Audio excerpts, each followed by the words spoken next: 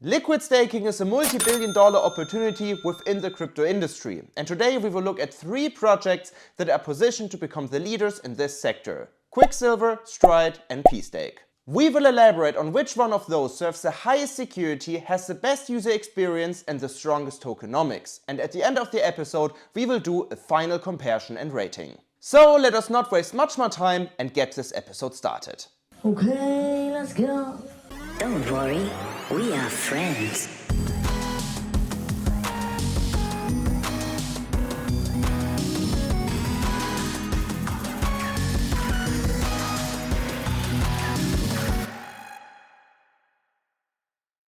If you wonder what our background is to dare to compare and rate different liquid staking solutions and how I know all of this, Unagi. I'm always aware. no, not precisely, but I am Yuri, co-founder of FRENS VALIDATOR, and we believe that by 2030, 90% of all financial transactions will be executed on top of proof-of-stake chains. On this YouTube channel, you will learn how to profit from the proof-of-stake run-up, how to make a passive income in crypto with staking, and how to stay ahead of the curve. If this sounds interesting to you, then please go ahead and subscribe to this YouTube channel. Okay guys, let us have a closer look at the presentation that I have prepared in order to give you the perfect overview. Again, today we will compare Stride, pStake and Quicksilver with each other, and besides that we will also briefly touch base on Lido, but more about that in a minute. To give you a broad overview of everything, we will also briefly discuss what liquid staking is all about, and then we will move forward with touch basing on Lido DAO, and then we will compare the technical, security, decentralization, and tokenomic aspects of Quicksilver, Stride, and pStake. And finally, we will do a comparison and rating. So first of all, what is liquid staking all about? I promise I will keep that super brief. So again, I believe you know this already. Liquid staking is a relatively new concept and tackles the capital inefficiency when staking your assets on the main chain. So let's say you stake your atom, then you help secure the chain and get rewarded with that with an annual APR. But the problem is that you lock your atoms away. Reason why is because we want to make staking as secure as possible for the broader blockchain. What do I mean by that? Well, when staking, you delegate your coins to a validator, but potentially you could also be a validator and verify transactions. And when verifying transactions, you also build blocks, and there is a risk that you build a toxic block. So a block, for example, where wrong transactions are in or something. So potentially you could start producing toxic blocks or so, and then you stop staking, you go home with a reward for that actually, or manipulated some things, and then you could go away. But this is why we have this unbonding period, because within this unbonding period that differs from chain to chain, the network has time to recognize that you just produced some toxic blocks. And this is how you cannot run away with the rewards or with your coins within this bonding period. So this bonding period is a protection for the chain itself. This is where liquid staking comes into play, because liquid staking says, don't worry, you can still stake your atoms, help secure the chain, and earn rewards for that, but you do not rely on an unbonding period. How this works is there are liquid staking solutions such as Lido, for example, where you put your coins into this protocol and then you stake your cryptocurrencies and get a representation of this staked asset issued by the protocol, and the protocol will manage everything in the background. So the protocol manages that your coins are delegated to a validator on the chain itself to make possible that you stake your assets, and also all the governance aspects are happening in the background, but more about that in a second. But what I can say here is that, of course, this is a huge opportunity for users and for the broader industry, because the problem of capital inefficiency is being solved. However, there's also risks, right? Because the problem here is that all of the power of the individual staker goes to the protocol. So the protocol all of a sudden has a lot of power, since they manage all of these assets and can determine where the coins go to. So to which validators are the coins being delegated to, what is happening with governance, and so on and so forth. But And this is why we do this comparison today. Different protocols serve different solutions. So this is why we will have a closer look into that. And as promised, we will also touch base on Lido, because no liquid staking episode is complete without mentioning Lido once. Why is this the case? Well, Lido is the liquid staking pioneer in the crypto industry. Lido became big for allowing staking ETH and locking ETH on the Beacon chain. This was in pre-merge time, so before the Ethereum merge happened, people already wanted to stake their ETH, and Lido helped them with them saying, hey guys, lock your ETH on the Beacon chain and then you can stake them. And this is why Lido specifically focused on the Ethereum ecosystem first, and is also today one of the largest Ethereum applications. As of now, Lido supports ETH, Solana, DOT, Matic, and KSM, but no Atom, and this is the reason why I did not include them into today's comparison. So let us compare the 3 Atom liquid staking approaches, and let us talk about their technical approaches. So how are they building their product? Let us start with Stride. Stride is a Cosmos SDK based blockchain, and it will leverage interchain security from the very beginning. So it will consume the security of the Cosmos hub. Besides, Stride also has a minimalistic approach, so there won't be any smart contracts on the blockchain. On the other hand, we have Quicksilver. Quicksilver is also a Cosmos SDK based blockchain, and in the beginning the project wanted to launch with interchain security, but then they stepped back and did not commit to interchain security. This doesn't mean that they will never ever launch or leverage interchain security, but we will see. And in contrast to Stride, Quicksilver does not have a minimalistic approach, since Quicksilver supports CosmWasm, so people can build theoretically DeFi applications on top of Quicksilver. And then finally, we have pStake. pStake is, in contrast to Stride and Quicksilver, not a Cosmos SDK based blockchain, but is a dApp built on top of a Cosmos SDK based blockchain, which is Persistence. Persistence is the liquid staking hub of the interchain and provides an infrastructure for projects to launch on. And pStake is one of these projects. It is an in-house product, so to speak, and is the liquid staking solution for the Persistence ecosystem. Now let us talk about the security. And here is where it gets very interesting for the very first time, because Stride has a very reduced attack surface, because it's just a blockchain and there are no smart contracts built on top of it, and it relies on the hub security. So this makes everything very interesting, because again, a hacker is always looking for a huge attack surface. He's figuring out, okay, where can I exploit smart contract, for example, but if there aren't any smart contracts, then it's tricky to exploit something. So this is very important to mention here, because in contrast to Stride, we have Quicksilver, and Quicksilver again is not minimalistic. So there are smart contracts being built on top of Quicksilver, which is of course a certain attack surface. I'm not saying that Quicksilver is insecure, but it's just the fact that Quicksilver's product is more complex, so to speak. And again, they eventually will leverage interchain security, but right now this is not the case. So they rely on their own validator set. And of course, this is not as battle proven as the hub's security. So from this perspective, these projects differ from each other. And then on the other hand, we have pStake, and pStake relies on Persistence's security. And again, pStake is not its own chain. So yes, it solely relies on the security that Persistence provides. And of course, there is a smart contract risk, since pStake again is an application being built on top of the Persistence blockchain.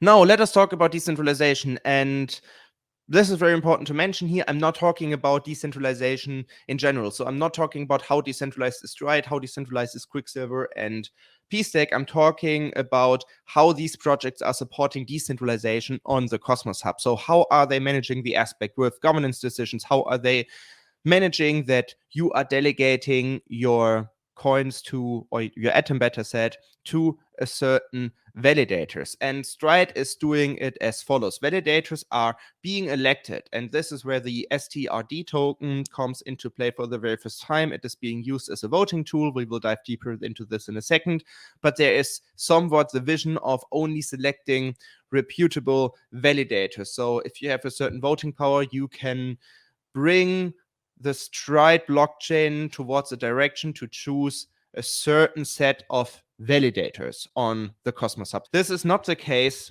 on Quicksilver because users just choose their validators on their own. So they are liquid staking the atom, and then they say, for example, hey, I want to stake with friends, I want to liquid stake my atoms with friends, and then they do that. This is, however, an untested concept, so this is completely new, so also revolutionary, but I really like it because, of course, this is a way to put all the power back to the user. And then we also have pStake, and what we have on pStake is that validators are chosen already. They are chosen already by pStake, and on the website you can check that out. They have a delegation strategy and a list of reputable validators, and yeah, you can just check that out on the website, and then you know exactly to which validators you are delegating to. Then let us finally talk about the tokenomics. So tokenomics, let's talk about how strong the coins of these projects are.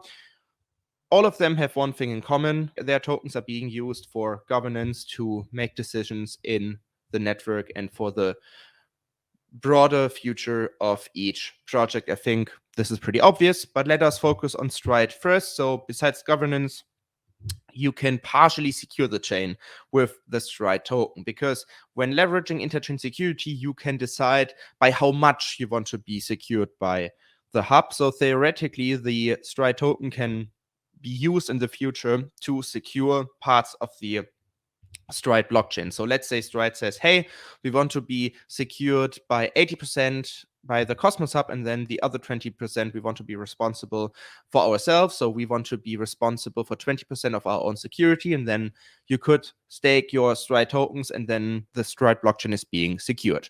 And the Stride token has a fairly high inflation in the first 2 years. I believe the total supply is 1 billion, and a lot of Stride tokens are on the open market already, and more Stride tokens are being issued to the open market in the first 2 years. This is also very, very similar to how Quicksilver is doing it, because also Quicksilver has, I believe, a total supply of 1 billion Quicksilver tokens. And there is the first big difference, because you can use the Quicksilver coin today already to secure the chain. So this is where a lot of power is being driven towards the Quicksilver token, because you're like really securing the chain with it. And then what I also find interesting is that 50% of the token supply is being used for airdrops, because right now Quicksilver is a liquid staking solution for Atom, but in the future you can expect to liquid stake all kinds of assets. I believe you can also liquid state stars on Quicksilver today already, but Quicksilver will onboard more and more chains, and whenever a new chain is being onboarded, an airdrop is being taken place, and this is why 50% of the token supply is being used for airdrops, which also ensures decentralization, because the more people are holding Quicksilver tokens in the future and the more people are staking Atom, the more the token is being distributed in a decentralized manner. And then finally, let's talk about the pStake token. The pStake token is mainly being used for governance, but also for incentives.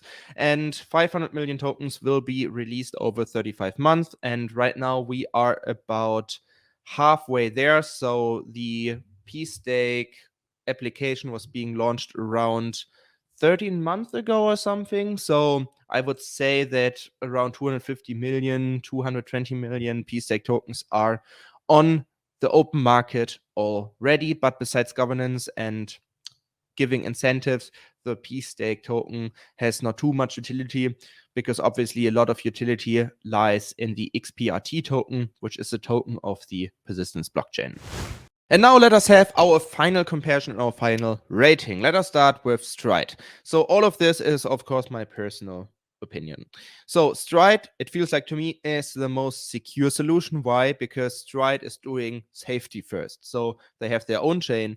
They leverage that via interchain security. So they are completely secured by the Cosmos Hub. They are borrowing the security of the Cosmos Hub, which is the most secure and largest blockchain in the Cosmos ecosystem.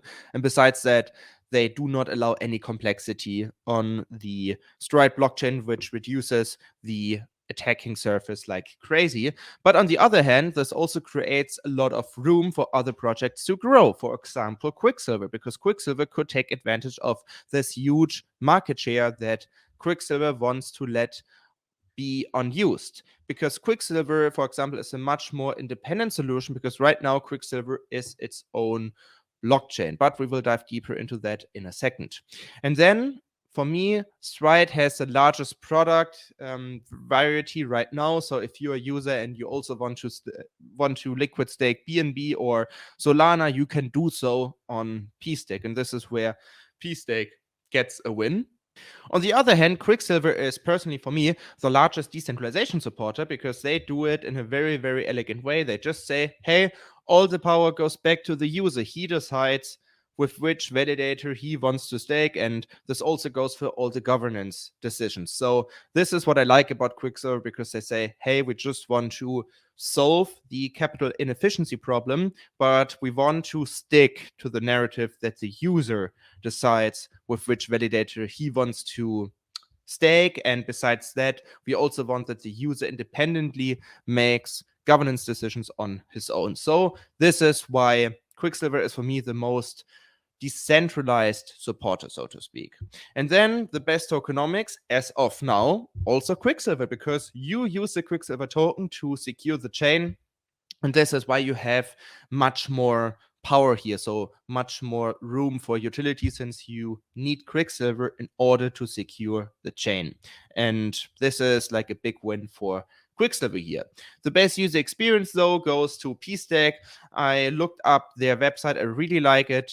And besides that, also, if I just imagine my mom, for example, and she wants to liquid stake their Atom, I don't know how comfortable she would feel with the Quicksilver solution, for example, because she would think like, hey, what validator do I need to choose here? I don't know anything. And then she randomly picks a validator. So this is where I think that pStake provides a very, very, very good solution. It's for people who want to liquid stake their atoms, so to speak, and want to have like a large product variety. And this is why I also like the pStake product a lot. But now let us know what your favorite liquid staking solution is. Comment in the comment section below, and please keep in mind, as always, that none of this content represents any financial advice. All of our content solely serves for educational purposes only. And with that being said, please go ahead and subscribe to this YouTube channel, and I hope I will see you the next time.